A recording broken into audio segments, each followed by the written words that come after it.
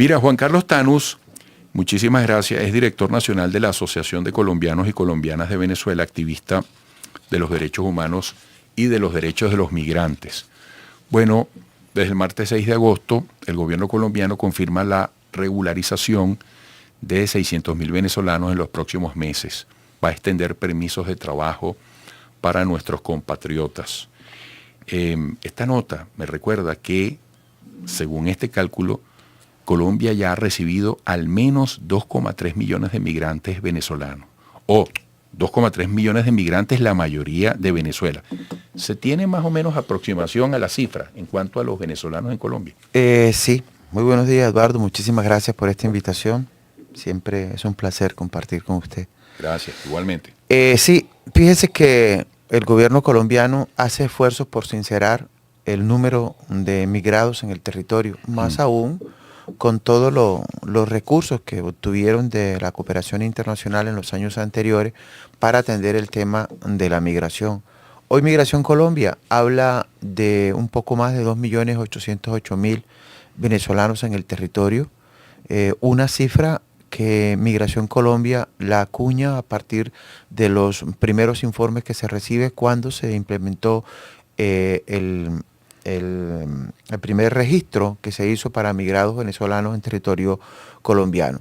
Luego de esa cifra ha venido trabajando la condición para segmentarlos en cada una de sus condiciones migratorias. He allí, lógicamente, la iniciativa para generar un proceso de regularización que es estrictamente necesario, Eduardo, porque en la coyuntura que se tiene frente al tema del Darién, frente a la coyuntura que se tiene en la frontera sur de los Estados Unidos, es decir, la frontera norte mexicana, con la presencia de migrados de todo el continente, es estrictamente necesario para el primer mandatario colombiano, si tiene la vocación de ayudar a mitigar los efectos que produce la erosión en la sociedad producto de la migración, sin duda alguna, generar un proceso de regularización es el mejor elemento para acompañar esos procesos de inclusión. Fíjese que en esta iniciativa el gobierno colombiano ha dicho que en Bogotá se bajó de 800.000 migrados a 580.000. Es decir, hay 120.000 migrados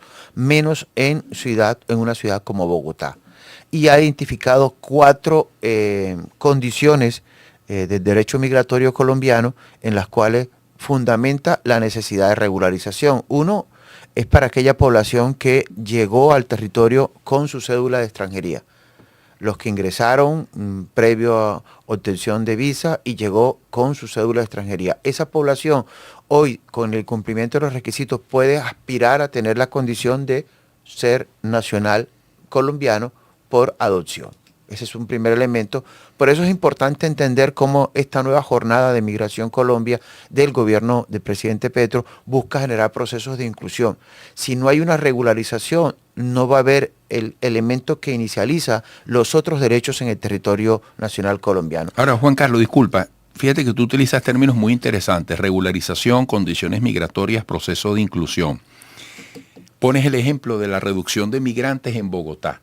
¿Por qué reducción de migrantes? ¿Porque cambió el estatus de quienes estaban allí o porque se fueron? No, porque digamos, en principio no están, ya no están. Hace 2 años se trasladaron. ¿A dónde? Ahí hay que revisar. ¿A otros lugares de Colombia? Ahí habría que mirar otra línea de investigación para ver por qué regularmente la mayor concentración de población migrada están en las grandes ciudades: Bogotá, Medellín, Cúcuta, Barranquilla, Bucaramanga, Cali. Y además, estadísticamente las concentraciones se dan porque ahí hay mejores puestos de trabajo, porque regularmente a mayor población, mayor afinidad familiar y de amistad puedo conseguir para llegar a ser inserto en la estructura de la sociedad a donde me muevo. Entonces estos municipios son fundamentales para eso. Ahora, un elemento que abre una nueva línea de investigación es si esa población está corriendo hacia Necoclí, hacia Turbo, rumbo al tapón del Darién, rumbo a Panamá, hacia Centroamérica y en Norteamérica. Ese sería primero una nueva línea para trabajarlo. Lo otro es, de acuerdo a la recomposición económica de Colombia, a lo mejor en estos momentos, no tengo cifra, Cali puede estar presentando mejor condición para puestos de trabajo o Barranquilla o incluso municipios aledaños como Soledad, donde ya alberga a una población sumamente importante, superan 32.000 en el caso del departamento del Atlántico, y la población termina moviéndose. Pero en esencia esta nueva jornada pretende justamente eso, poder identificar dónde están y ya darle como el punto final a lo que fue el estatuto, porque el estatuto debe culminar con los procesos de naturalización o nacionalización en términos del derecho migratorio, pero además revisar con esos 400.000 que aún no tienen documentos algunos, porque en algún momento hicieron solicitud de estatus y o lo dejaron vencer o ingresaron sin llenar los requisitos. Migración Colombia que calcula que esta población puede estar superando los 400.000 en esa condición, es decir, están en situación de irregularidad migratoria.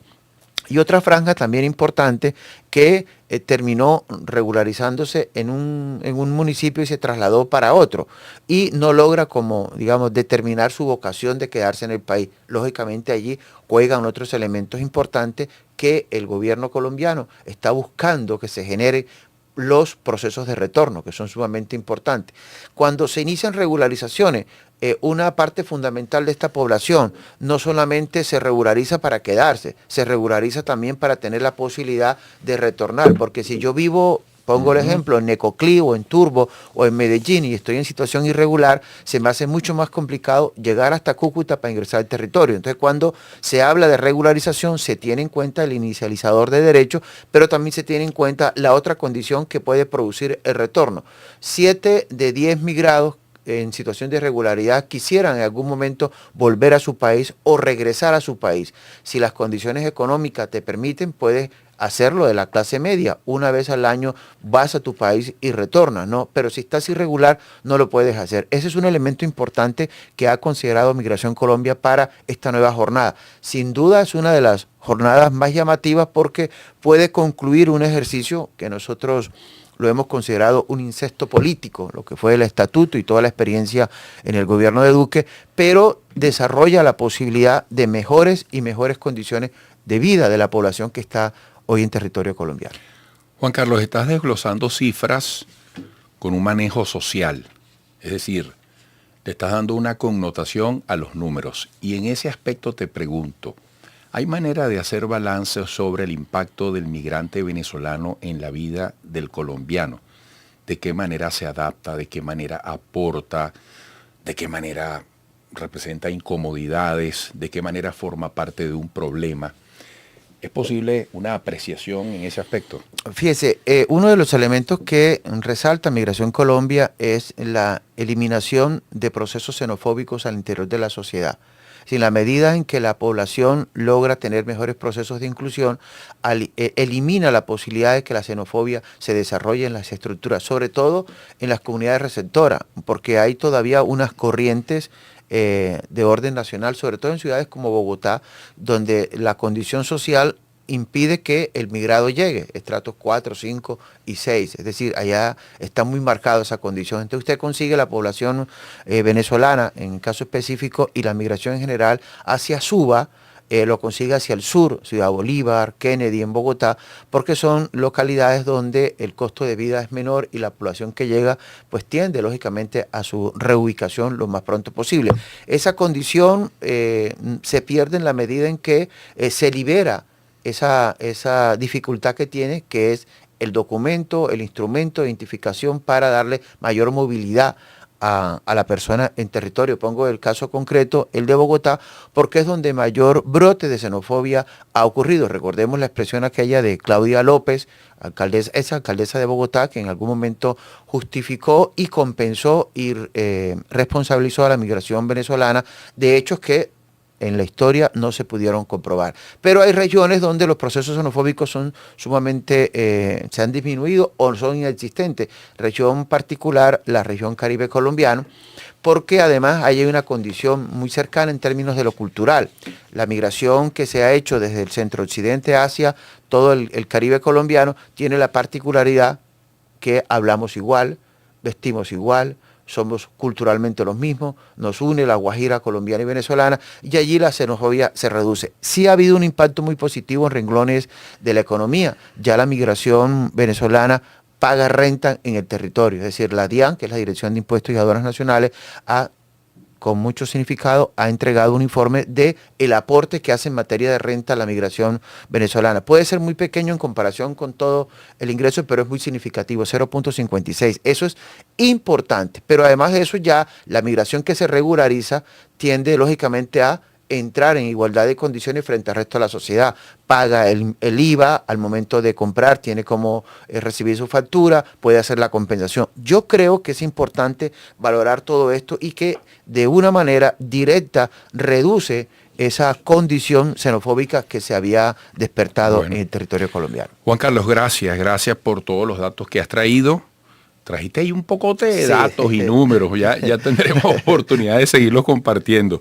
Juan Carlos Thanos, director nacional de la Asociación de Colombianos y Colombianas de Venezuela, activista de los derechos humanos y de los derechos de los migrantes. Y gracias por este libro escrito por el Gabo, Premio Nobel de Literatura. En agosto nos vemos, editado por Random House. Cualquier pelusa, diríamos. Un gran abrazo. Hasta pronto. Amigos, volveremos.